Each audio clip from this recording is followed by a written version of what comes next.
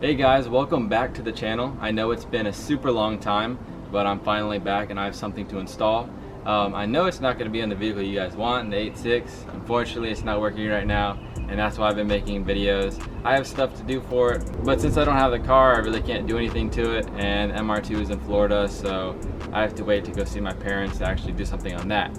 But this is the vehicle we have here today, the 4Runner. You might have seen this in my last video if you watched it. I know a bunch of y'all aren't into truck stuff, so you wouldn't have seen it, but we're going to be installing some pretty cool old Toyota gauges today.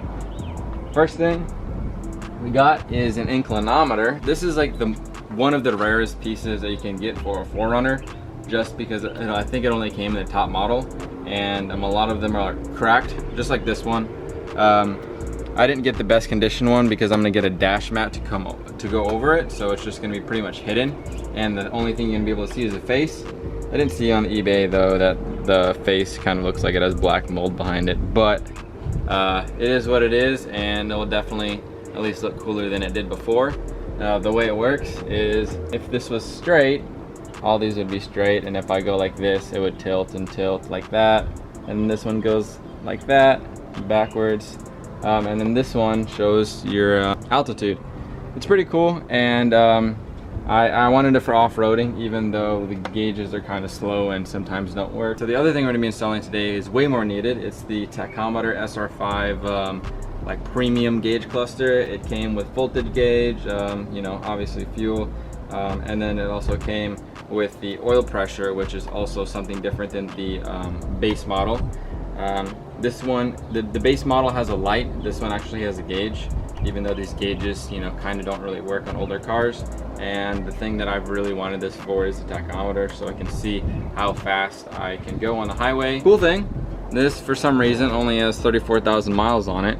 Don't know if that's original or rolled back, but I don't know how to change it, so I guess we're gonna be a low mileage 4Runner. So for the gauge cluster, there's actually two different ways we can do this.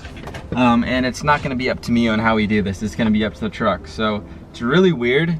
Nobody knows. So they started in 84 to 89. If you got the SR5 or DLX, you could have the wiring harness for the tachometer to work. If not, you have to do it yourself. So I'm hoping that you know, I can just plug this baby in and it works right away. And that will be amazing because I won't have to have some random wire going through the truck. Other than this, the truck is completely stock, so I don't want some ugly red or black wire just running through the car. But before we do any of that, I forgot the most important step. When you upgrade from the DLX to SR5 model, you want to make sure to unplug the oil pressure sending unit, because if you don't, it will blow and you have to get another SR5 gauge, which is a lot of money. So I think you can see it. It's right under the oil filter right there, so I'm gonna unplug that real quick, and then we can finally install the gauge cluster. Everything I touch here is gonna be freaking smoking hot. Is this hot? Kind of. Is this hot? Kind of. Can I deal with it? I don't know. Now that that's out of the way, we can finally get to taking this bad boy off.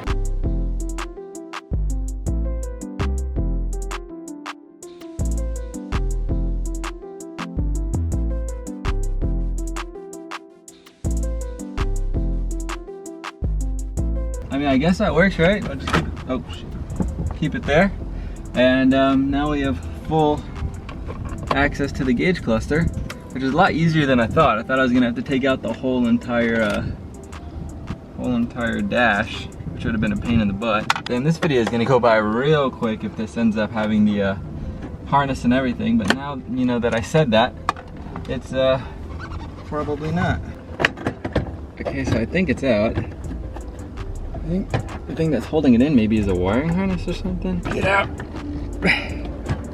So there's something connected to the speedometer that wasn't connected with my 8.6, so I wasn't researching about how to disconnect it. Now that I know it's there, it looks like there's some kind of clip that we need to detach. There we go. Easy when you get the flathead down there.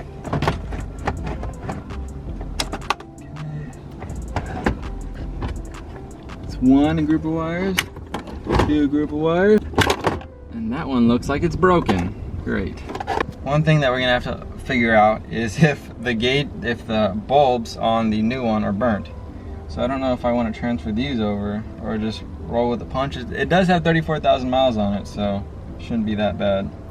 What I am gonna do is I am gonna switch the screen over from this one, just because this one's in a little better condition, even though it has 200,000 miles on it. So it looks like it didn't clean up that well, and there's a couple scratches right here, a couple scratches right there, a couple scratches right there, and a jizz mark in the corner. So that kind of sucks, but maybe in the future I'll figure out a way to take these two apart and switch them over. Now I'll plug her up and see if the tachometer works. Oh, well. Okay. Should be able to start the car up and see if it works. I guess we'll click clutch cancel.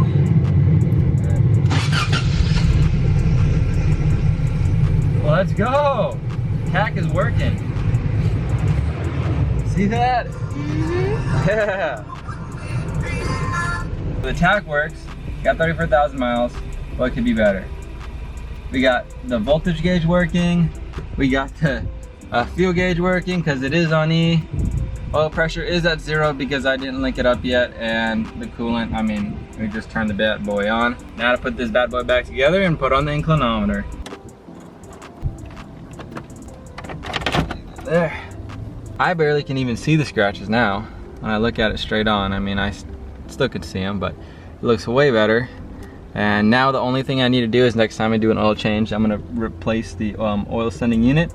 That'll work too. Everything works on this bad boy, and now I got a pretty minty 4Runner with 34,000 miles. So this always tends to happen, but I have one more bolt, then I can figure out where to go. But that's all right, because there's already 3 holding it up, and that's all it needs. Now, for my favorite part, I mean, this is pretty awesome now that I have a tachometer and I can see how fast I'm going, which we're gonna test in a little bit. But we're gonna get the inclinometer, and we're just gonna tape it down.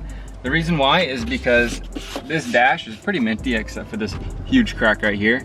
And we don't wanna drill 1, 2, 3, 4, and then the one hole for the wire to go through. I feel like just taping it on there, and I'm getting a dash mat soon, so I was thinking of just taking this off, routing a wire through the defroster, and just placing it right here. And if I ever wanted to take it off and sell it, I wouldn't have 5 holes there.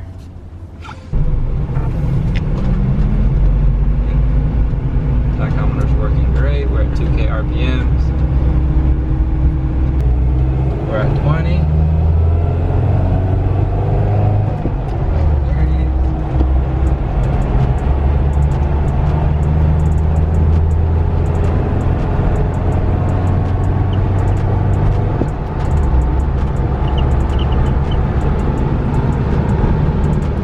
Alright guys, so we got the Velcro from Lowe's. This is industrial strength, so if this comes off while we're driving, hits me in the face, someone's getting sued. And so my plan is to stick a piece right here, stick a piece right there, and then stick a piece back here, maybe like this, and I think we should be good. So let's separate it. There we go. I don't know if that's the best location, but should hold up. And remember guys, if the Velcro does show, we're getting a dash mat, so it's literally gonna cover all of this and make the dash just look so much nicer. It's gonna cover up that crack too. There you go. So this is the last part we needed to install. It just came in the mail, and it's going to finish off the dash. So the dash kind of looks good from this side. You can see under here a little bit, and from over here, you can see the Velcro from me kind of taping this thing down. I don't think it's gonna move too much, maybe a little bit, we'll see. If it does, I'll put something under it in between these two things so it's kind of more stable. But I feel like this dash mat is just going to clean everything up, and who doesn't love some velour? Let's lay it down first, figure out where we need to put the Velcro, and then we can stick this bad boy down for good. Kind of a flimsy one. So we're gonna, it looks like we need a piece here, here, here, here. Corners over there. That'd be looking pretty sick. By the way guys, if you need a dash mount like this, they're on Rock Auto for every single car, like $20 to $30, and they just fit amazing. My dash is really got smallpox or something.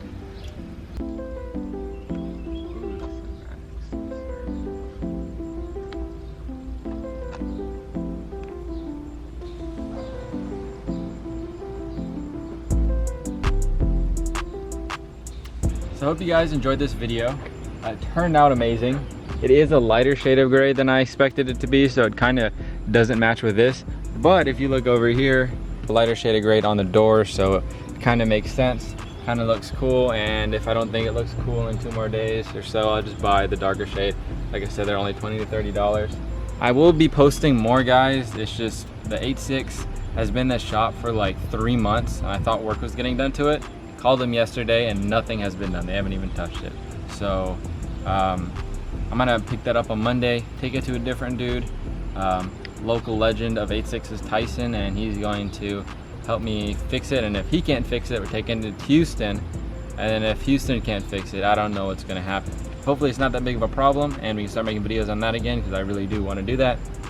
But go join the Discord server down below if you guys are new, and hope you guys enjoy the video. Make sure to like it, and I'll see you guys in the next one. Peace out.